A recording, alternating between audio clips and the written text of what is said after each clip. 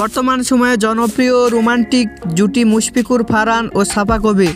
দিন দিন বাংলা নাটকের জনপ্রিয়তা বেড়েই চলেছে। সেই ধারাবাহিকতায় আবারও নতুন নাটক নিয়ে হাজির হয়েছেন জনপ্রিয় এই জুটি। নাটকটির নাম হ্যাপা। এই নাটকটিতে অভিনয় করেছেন বর্তমান সময়ের আলোচিত অভিনেতা মুশফিকুর ফারহান ও আলোচিত অভিনেত্রী সাফা কবির। এই নাটকটি রচনা ও পরিচালনা করেছেন মাহমুদ মাহিন। নাটকটি খুব শীঘ্রই জি সিরিজের ইউটিউব চ্যানেলে প্রকাশিত হবে।